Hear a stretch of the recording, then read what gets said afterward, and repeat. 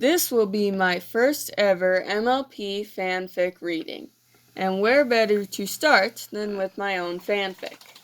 This story vaguely mentions blood and death. If you are not comfortable with it, you do not have to be here. Let's begin. The end. Such a simple concept, and yet the road to get there can be so complicated.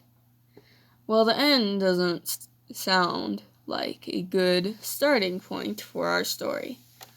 So let's start at the beginning. Hold my hoof, hold my heart. Chapter 1, Part 1. The Badlands shook furiously, the true power of it easily stretching for miles without end.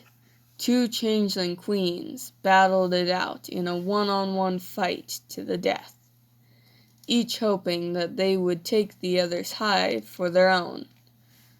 The ground rattled around them as each blow became stronger than the last. One of the queens, Queen Chrysalis, adorning her prismatic green armor, stumbled back as a barrage of bright blue light had hit their target, sending Chrysalis into a daze. By the time she snapped back to reality, it was too late. She barely had enough time to see the black object before darkness hit her. Queen Snow had won. The unusually white changeling, donning her blue prismatic armor, walked back to the hive with pride, even as the pulsing pain in her back leg threatened to pull her to the ground. She had just managed to get into her room before she collapsed, a cold darkness filling her vision as blood loss took her life. The next morning, the dim morning light shone lazily through the shattered glass windows of the queen's bedroom. The princess sat warily next to her mother's still body, contemplating the last thing she had said a day earlier. If I don't survive this fight, gather some love crystals and head to the Crystal Empire. You'll be safe there. Safer than you were here, at least. A sad tone rang through her voice. She didn't want to say it, but she realized there was going to be a chance she wouldn't make it through this. "Mom?" Crystal said, sadness here heard in her voice.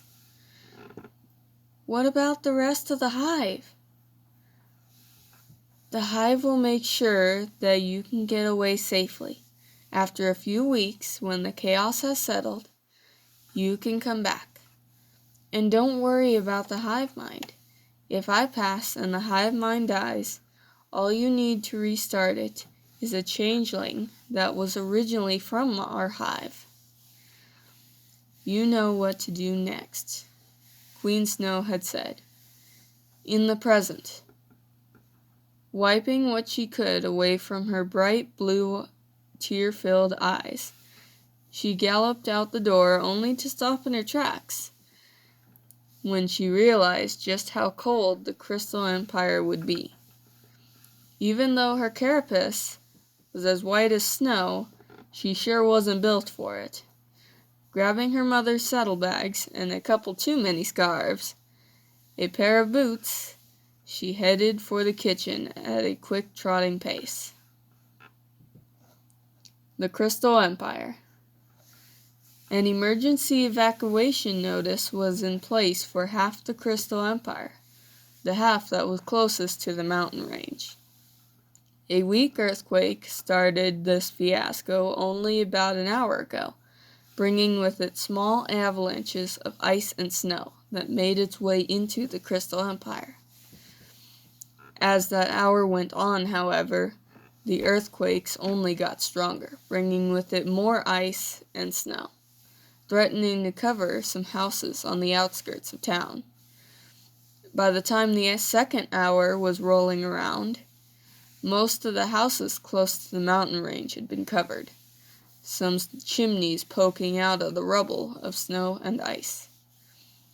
Pain rang through the streets as each house was hit with snow and ice.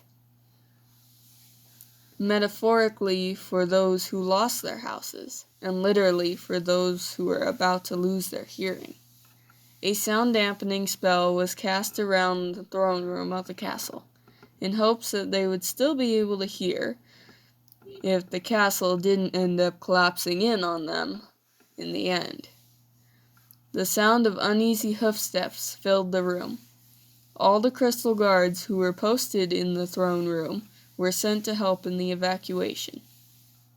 Princess Cadence sat as still as she could on her throne, trying to proofread a letter she had just written. Typically, she wouldn't have to do this, but the earthquake was making the lines so jumbled up that she couldn't send it like this. After a few minutes of rewriting, she finally gave up. It being more or less readable, she wasted no time in making the scroll disappear. Shining Armor noticed his wife's blue magic flash for a second, and decided to stop his wobbly pacing round the room. "So, who's the scroll for?" "It's for your sister. I thought you would know that. She is, after all, the one who helped defeat King Sombra," Cadence said with a bit of sarcasm in her tone. "And she is the Princess of Friendship." Huffing in defeat, Shining Armor decided not to answer. In Ponyville, word of a strong earthquake up north had spread very quickly amongst the town, but when Twilight started feeling the tremors in her castle, she knew it was no ordinary earthquake. Moments after the tremor started, Spike ran in with a scroll. "Twilight! Twilight! A letter from the Crystal Empire!" The timing of the scroll only served to frighten Twilight. Grabbing the scroll in her magic, she opened it and began to read. This is the end of Chapter 1, Part 1. Hope you enjoyed. If you would like to see more, then type Changeling in the chat below.